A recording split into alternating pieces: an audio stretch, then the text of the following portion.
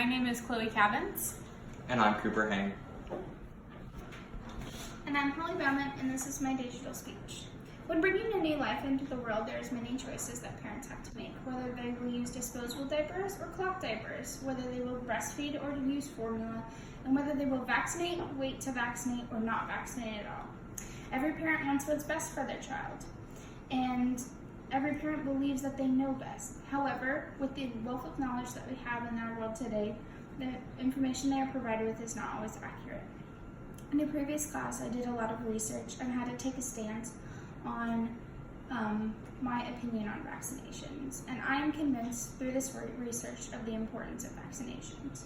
I took this research one step further in my speech today and discovered my purpose. My purpose is to inform my audience of the public opinion on vaccinations and persuade them to vaccinate their children. To begin, many providers think that parents know many providers believe that parents know how vaccinations function and how the immune system works. However, this is an invalid presumption, as many new parents are not equipped with the proper information on the health benefits of vaccination and how it affects the population as a whole.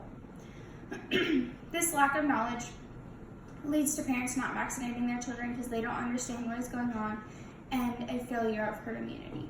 Herd immunity is when a majority of a population is vaccinated, and this vaccination protects the community as a whole, as the diseases cannot enter the community, as everyone is already exposed to these diseases and viruses. According to Berkeley 2014, as the number of unvaccinated individuals increases, the function of herd immunity decreases. With this seemingly uncommon threat of disease, parents think that vaccinations are unnecessary.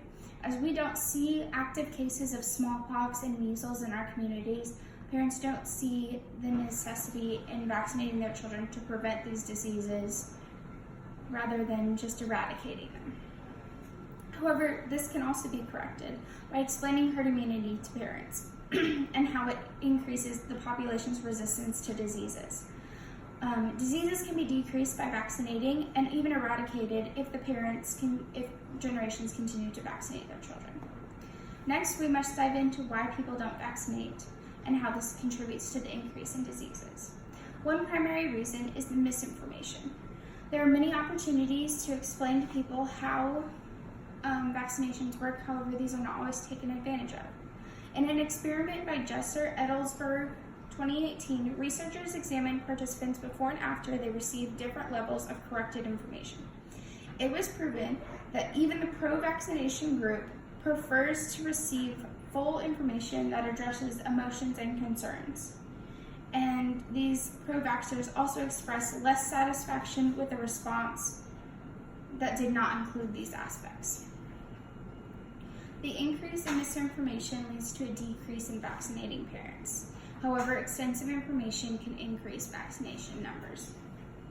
A second reason is that parents believe that with any risk, it's not worth it. They don't want to put their children in a position that would risk their safety. However, many people do choose to vaccinate their children, and this provides my primary reason of protection. Vaccinations protect against airborne pathogens.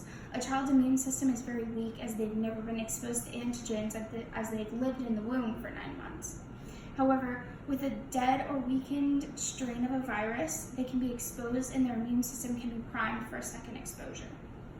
A second reason is that the diseases can be eradicated. According to Andre 2008, pre-exposure vaccination of infants with several antigens is the cornerstone of successful immunization programs against childhood diseases. A better question would be why parents would not want to protect their children from the very beginning. Continued vaccination leads to continued herd immunity, which decreases the chance of preventable diseases in our communities. There is also a small group of individuals that cannot be vaccinated for medical reasons, and they rely on this herd immunity. According to McCarthy, 2017, we have an obligation not only to ourselves and our children, but also to the community around us to protect ourselves.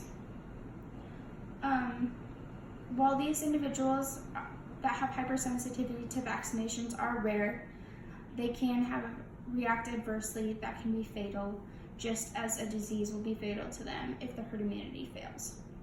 In this video I provided, we'll see the small symptoms that a child will experience when they are vaccinated, and this is a small price to pay for the long amount of protection. Jack's mom and dad just brought him home from a checkup. Jack has some pain, redness, and swelling where he got his shots. All common reactions that will soon go away. His mom is using a cool, wet cloth to make him feel better. The doctor gave them some more tips for keeping Jack comfortable, like reducing any fever by giving a non-aspirin pain reliever. She also recommended giving Jack lots of liquid, as Jack may eat less than usual for the first 24 hours after vaccination. Jack's dad is reading a As we saw in this video, the symptoms are quite mild and only last for a short term.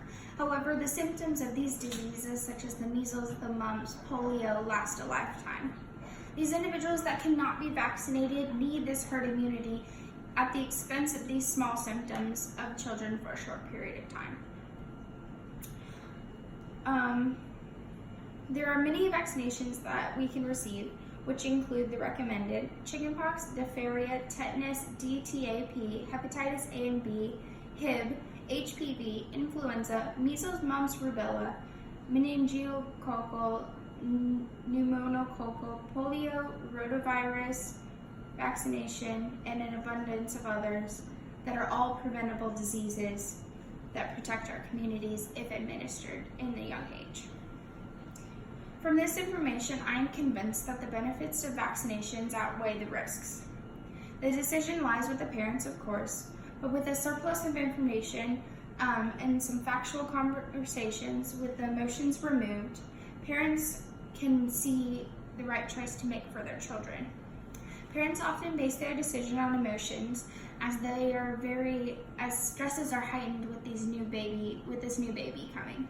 So healthcare providers should do their best to talk to parents and give them the factual information before the baby even arrives, so they can make an accurate choice of whether to vaccinate their child or not. I hope I could persuade you and inform you of the benefits of vaccinations and how it can protect our children and our communities. Thank you.